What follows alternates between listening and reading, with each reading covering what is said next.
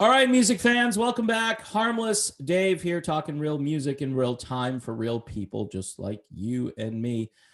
Sad news from the world of real music, the kind of music I grew up listening to, especially in the early 1980s and the 70s as well. Michael Stanley, Cleveland's hometown rock hero, unfortunately passed away from lung cancer at the age of 72 on Friday.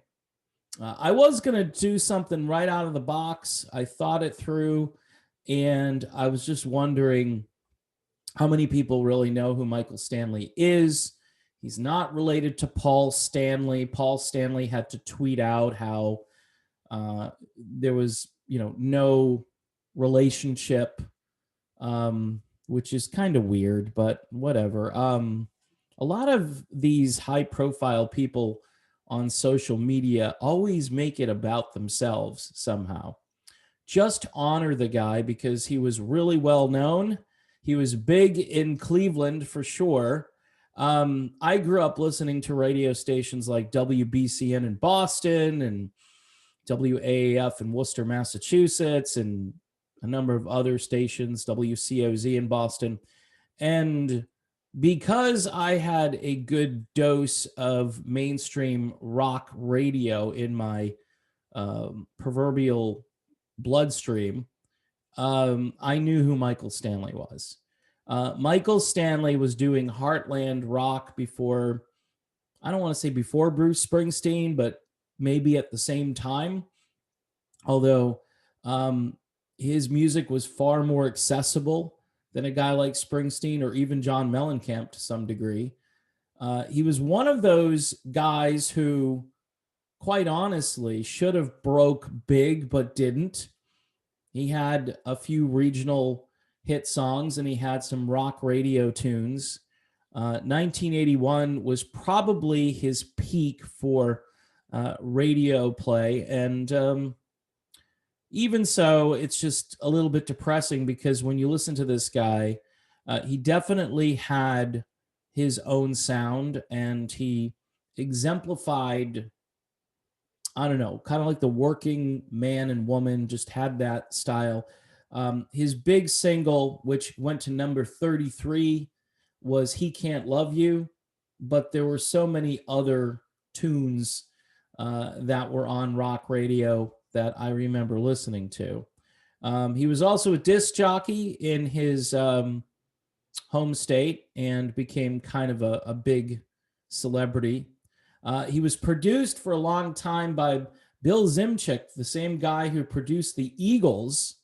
And, I guess Bill at one point said, I just don't understand why Michael Stanley didn't break through because he was so huge in the Midwest, places like Cleveland, Detroit, and Pittsburgh.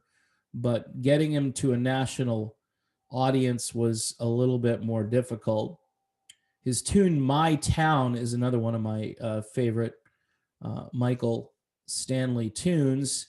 He did get onto MTV a bit, which is a good thing. Of course, when MTV folded up shop, everybody probably forgot about those videos that they got to see on MTV. Michael Stanley, again, like other regional artists, in Boston, we had bands like the Fools and the Stompers. In New York, they had like Duke Jupiter. Mike Stanley was kind of in that framework where if you were a rock radio junkie, you knew who he was. His impact really on the music scene is unknown because he was a pioneer of a certain style of music, but then didn't get the recognition that he deserved. Certainly in the city of Cleveland, they are mourning his passing. And a guy like him could be a dark horse entry for the Rock and Roll Hall of Fame because it is in Cleveland. Now, they're not going to say that he gets in because of his, radio presence or anything like that, but he gets in because he epitomizes rock and roll. And he was a great ambassador. And when you have all kinds of accolades and condolences pouring in from, far more mainstream or well-known rock artists, you have to think to yourself, maybe there's something to that. Maybe this is the kind of guy we should put into the Rock and Roll Hall of Fame.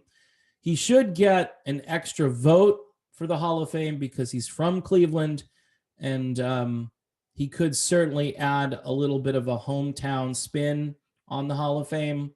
But the people at the Hall of Fame, unfortunately, they're just not the kind that are going to nominate Michael Stanley and his band for the Rock and Roll Hall of Fame, which is a tragedy. But in any event, just paying a little tribute here to a guy who deserves to be known. If you didn't know who he was, you should get to know the music, because I can't tell you how many compilation CDs I've made with music from Michael Stanley. A big loss, and also a guy who was totally sold out to his community and did lots of stuff locally in the Cleveland area. So a lot of people got to meet Michael Stanley over the years, and accessibility, it's a big deal. So in any event, my thoughts and prayers go out to his family and all the fans of Michael Stanley. And that's it. Thanks for watching, and I'll see you soon.